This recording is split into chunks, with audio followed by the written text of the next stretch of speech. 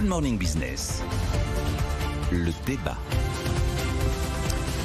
La récré est finie. La France se fait rattraper par la patrouille européenne, Nicolas Dose. Je sens que vous voulez savoir si Bruno Le Maire va se remettre des remontrances de Bruxelles. Ils vous le saurez en regardant Procédure pour déficit excessif saison 25. Je pense qu'il s'en fiche, sinon on aurait un plan d'économie, non?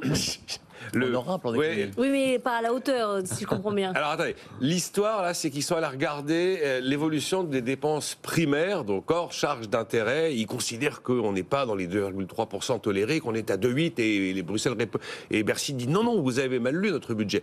Nous ne sommes pas à plus 2,8, alors que vous voudriez plus 2,3. Nous sommes à plus 2,6.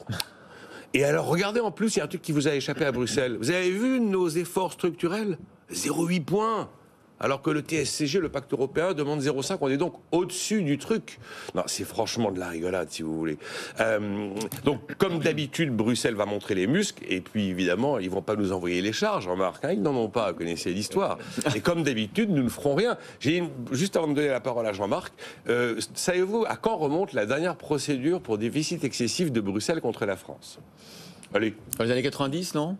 Non, c'est 2009. Ah, 2009. Et elle s'est achevée mi-2018. Ah oui. Donc nous avons été pendant 9 années sous procédure de déficit excessif. Tout le monde l'a oublié. Tout le monde s'en fout. Ça n'a eu aucune conséquence. Ce n'est plus une procédure, c'est un sketch pour déficit excessif. Ces histoires, c'est franchement... Alors... Mais dans ces cas-là, ça sert à rien d'avoir des règles. Si on dit on s'en fout quand on les dépasse... Absolument. Ah oui, ça sert à rien. Quel désinvolture. Jean-Marc Daniel. Non, ce qui va être intéressant, c'est de voir dans quelle mesure les États, à partir de ces remontrances de Bruxelles, vont trouver une façon de réécrire ou pas le nouveau pacte de stabilité. Parce que vous avez vu, le pacte de stabilité, il est prévu pour début 2024, mais il n'y a rien aujourd'hui encore. On ne sait pas. Donc ça veut dire que s'il n'y en a pas, on prendra les anciennes règles avec lesquelles on se mouche quand bon nous semble.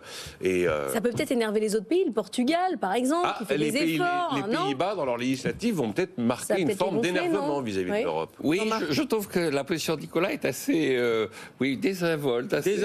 Voilà, bon, quelle indignité. Alors, pas forcément jusque-là, mais je pense qu'il faut quand même se méfier. Alors effectivement, la citation de Chirac est exacte. C'est en 2003, quand pour la première fois on a été en procédure de déficit excessif. Je rappelle quand même que l'euro était rentré en fonction fiduciaire en 2002 et déjà en 2003 on était en contravention avec le pacte de stabilité et de croissance de l'époque qui a été complété depuis par le TSCG. Et donc il avait eu cette formule.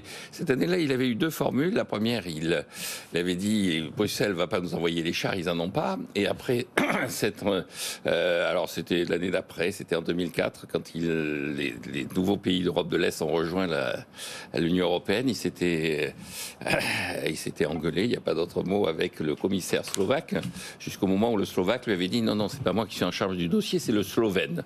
Et il avait dit c'est compliqué l'Europe maintenant, il y a des Slovaques et des Slovènes, il faut... Ah oui, donc tout le monde se fout de tout. En fait. Voilà, tout ça, on a peu d'importance. Là, on a lâché les digues. Voilà, je crois qu'il y a quand même un moment où les autres pays finissent par s'agacer. On le voit bien avec la montée en puissance des frugaux, qui ont quand même été assez actifs. On le voit avec, effectivement, non seulement des pays qui sont les pays qui ont respecté les règles, mais les pays qui ont fait des efforts. Vous parliez du Portugal, effectivement. Le Portugal et Chypre sont assez remontés contre nous. Et donc, il y a une perte d'influence sur le plan diplomatique de la France parce qu'elle ne se soucie pas des règles. C'est ce que disait Madame Thatcher, d'ailleurs. Elle disait la grande différence qu'il y a entre les Français et les Anglais, c'est que les Anglais, dans toutes les négociations, ils sont extrêmement précis, extrêmement actifs. Ils mettent en avant tout un tas de sujets et une fois qu'ils ont signé, ils respectent. Les Français, dès que la négociation commence, ils disent « on signe où ?» Et ils ne respectent jamais. Et donc, Margaret Thatcher disait, la bonne solution, c'est plutôt nous. Les vrais Européens, c'est plutôt nous que les gens qui sabotent systématiquement les règles. Alors, pour conclure, je pense qu'une des faiblesses de la zone euro, c'est qu'il y a des règles très précises pour rentrer.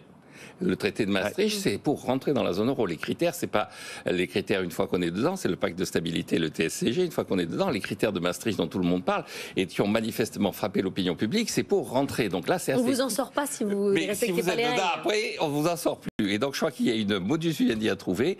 Et là, quand même, malgré l'insouciance de Nicolas, je pense qu'il faut se méfier. Il y a un moment où on va finir par avoir une véritable perte d'influence de la France par non-respect systématique systématique des règles qu'elle a signées. Pour rentrer, c'est vraiment l'histoire du loup qui met de la farine blanche sur sa patte, quoi. C'est vraiment ça. Oui. Une fois qu'il est rentré, après tout peut arriver. J'ai bien aimé la réponse de désinvolture. Bercy hier a dit attendez, regardez, notre 10 ans est à 3,17.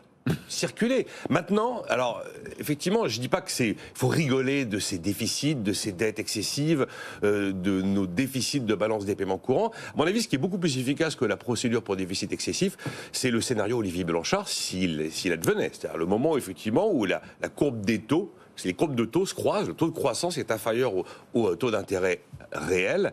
Là, ça va faire ding, ding, ding, ding de manière beaucoup, beaucoup plus efficace qu'une lettre de Bruxelles qui d'ailleurs n'est pas arrivée. Comme il n'y a pas de lettre, il n'y a pas de problème. C'est aussi ce qu'a répondu Bercy hier. Pendant ce temps-là,